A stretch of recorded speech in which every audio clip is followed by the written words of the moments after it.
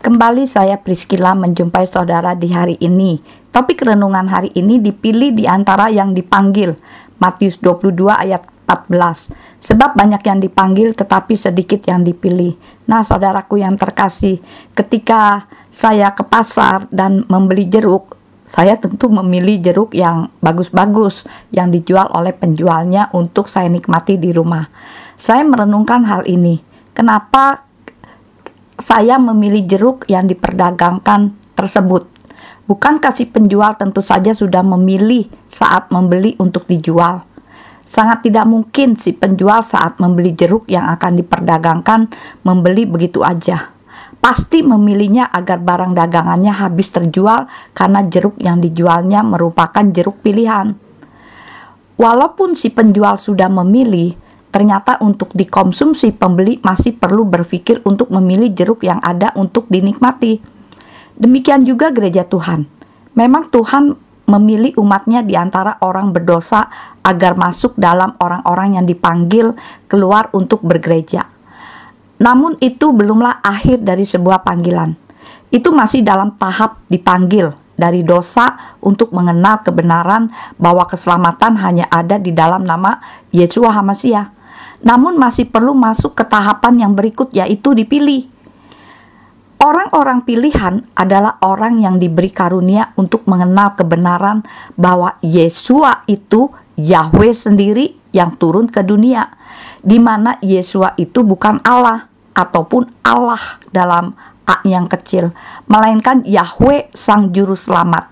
Yesaya 43 ayat yang ke-11. Dan mengakui bahwa Tuhan yang menciptakan langit dan bumi itu punya nama. Namanya siapa, saudara? Namanya adalah Yahweh.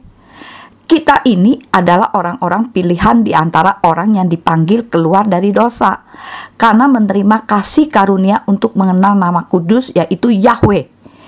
Memang untuk mengerti dan menerima Yahweh sebagai nama yang kudus dan patut dihormatin untuk disebut sebagai sesembahan yang maha kuasa adalah karunia dari Yahweh itu sendiri. Yeremia 24 ayat yang ke-7. Dan karunia dari Yeshua, Matius 11 ayat yang ke-27. Jadi saudaraku yang terkasih, bagaimana karunia tersebut bisa kita terima? Selain memang itu datangnya dari Tuhan sendiri, juga karena mau berpikir dan menerima informasi kebenaran sebagai sebuah kebenaran yang harus diikuti.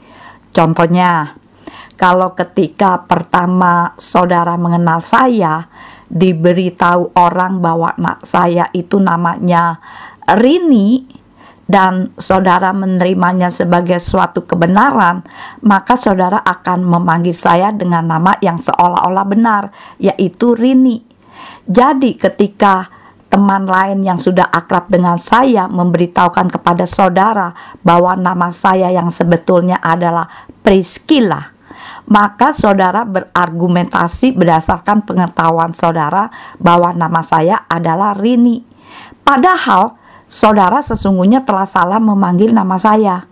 Dan bisa juga saudara akhirnya kemudian akrab, mengenal dan mengerti nama saya dengan jelas, karena saya sang pemilik nama memberitahukan kepada saudara bahwa nama saya sebenarnya adalah Priscilla. Ironisnya, kalau saudara saya beritahu tetap tidak mau tahu, hanya karena saudara sudah merasa cocok menyebut Rini yang bukan nama saya. Jadi saudaraku yang terkasih, di dalam Yesaya 42 ayat yang ke-8, di situ dikatakan Dia memberitahukan namanya kepada kita. Nah, sekian renungan hari ini. Biar kiranya menjadi berkat dimanapun saudara mendengarkan renungan hari ini. Dan apabila saudara terberkati dengan renungan hari ini, kirim-kirim kepada yang lain, sehingga orang lain pun akan menerima berkat melalui renungan hari ini. Dan jangan lupa like, share, dan subscribe. Tuhan Yeshua memberkati.